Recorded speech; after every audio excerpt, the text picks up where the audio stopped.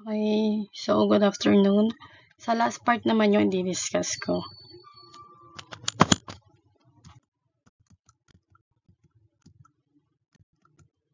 Sa tayo dyan, diba? So, dito naman tayo sa hexadecimal. So, sa hexadecimal natin, highlight natin ha, yung base niya is 16. Diba? Sa decimal, 10. Tapos, sa binary is 2. Dito, kaya sa decimal is 16. So, pakitandaan yan. Then, we have 16 digits here. So, kung sa binary, 1, 0, tas sa decimal, 0 to 9, 10, 11, 12, so on and so forth. Dito, kay hexadecimal, 0, 1, 2, 3, 4, 5, 6, 7, 8, 9. Tapos yung kasunod niya, hindi 10. Ito, A, B, C, D, E, F. So, ibig sabihin yan, ito lang yung digits niya na makikita natin when it comes in hexadecimal. So, example niyan is ito. EF56, so, base 16. Ayan, magbibigay naman ako ng example para mas maintindihan nyo. Converting binary to hexadecimal. So, magko-convert tayo ng binary to hexadecimal. Pero, ito yung una nating munang tatandaan. Tatandaan natin, pag si A, sino siya? Siya si 10.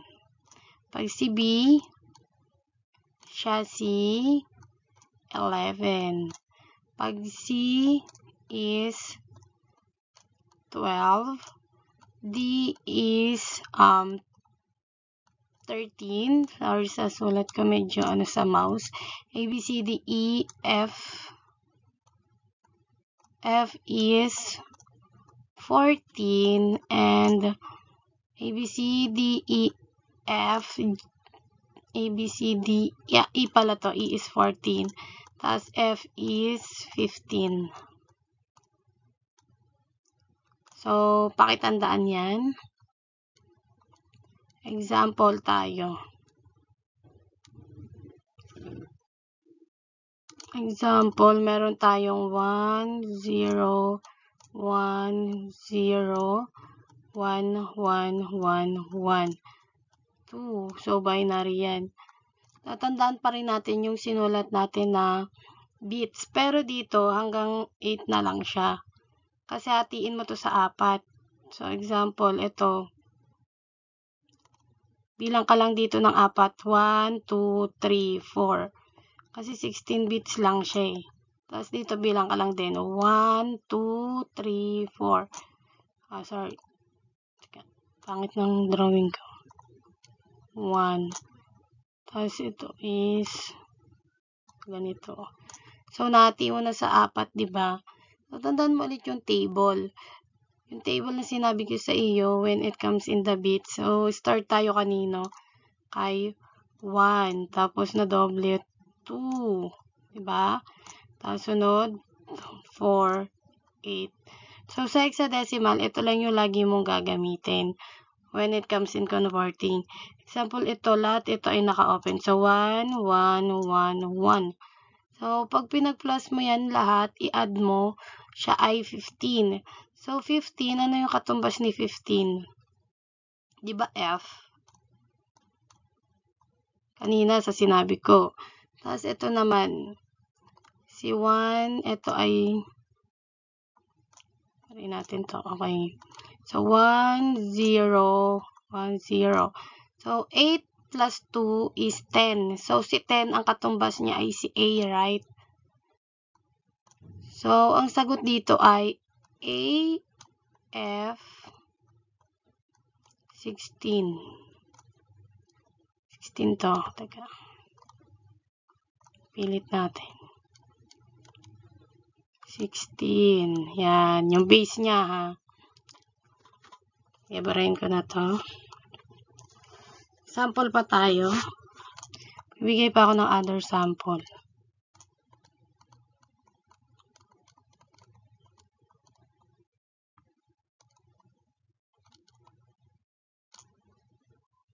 Other example. Last one. 1, 1, 0, 0, 0, 0, 1, 1, 1. Sample yan.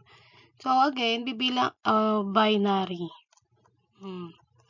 So, again, bibilang ka ulit ng 4. From here, sa base. So, 1, 2, 3, 4. So, itong 0 na itong answer. Teka, natin. Yan. Then, another, bilang ulit, 1, 2, 3, 4. Then, 1. So, sobra na.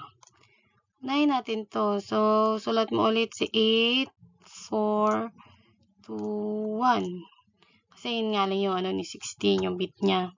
So, lahat ay naka-open except sa dulo. So, 4 plus 2 plus 1 is 6, 7. So, 7 yung nasa dulo. Dito naman, ito lang yung naka-open si 8. So, 8 lang yung sasagot mo dyan. Ito ay 1 lang. So, 187 yung sagot. Pero ano yung walang numbers, letters na lumabas. So, yung base niya is 16 again. 16. Okay, gets nyo ba? Okay, other example pa tayo. Last one.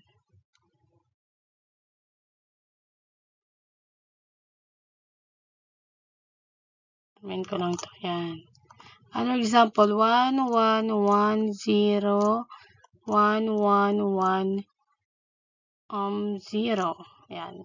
O, equals binary yan. So, gawin natin hexadecimal. Again, bilang ka lang ulit.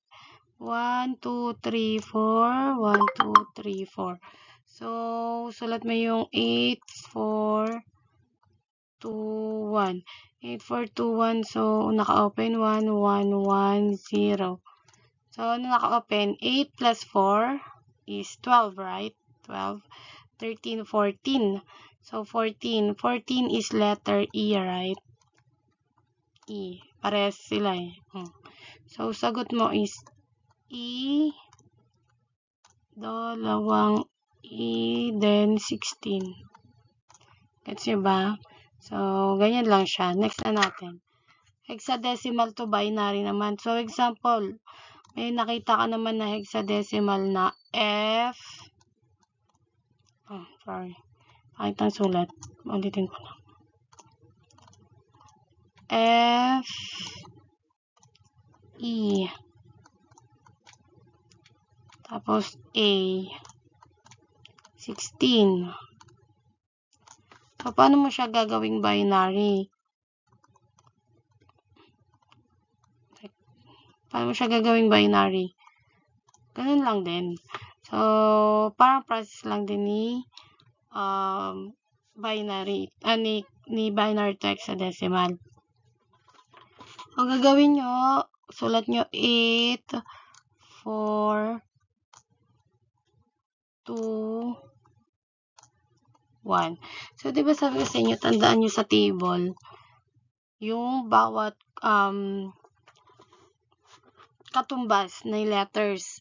So, si A, ang katumbas niyan is 10, diba? So, open mo lang tong 1, 0, 1, 0. Para katumbas niya is 10. Kasi 8 plus 2 is 10.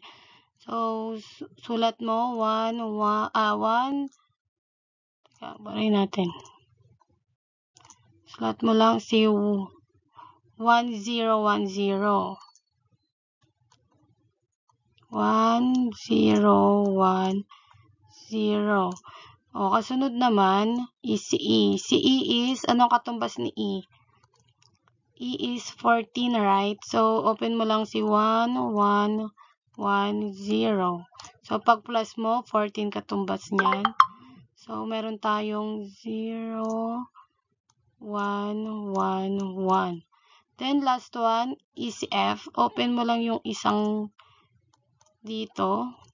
Para total niyan is 15. Kasi 15 ang katumbas ni F. So, 1, 1, 1, 1.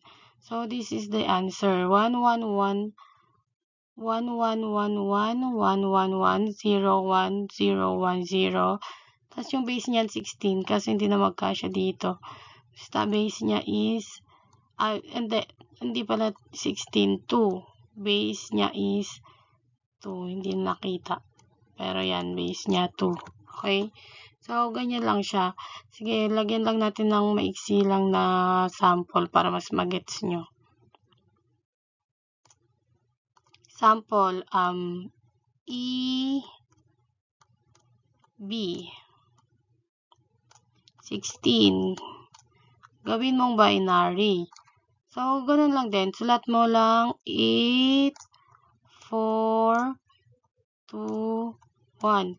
So, si B, yung katumbas ni B is 11, di ba? So, mag-open ka lang dyan ng 11 digits na total 11. So, 8 plus 2 is 10 plus 1 is 11. So, ayan siya. Itong si E is 14. Open mo lang tong tatlong magkakasunod na 8421 ay 842. Pag pinag mo 14 yan. So, yung sagot dito is 1110 1010 2 sa baba. So, ganun lang siya. So, meron kayong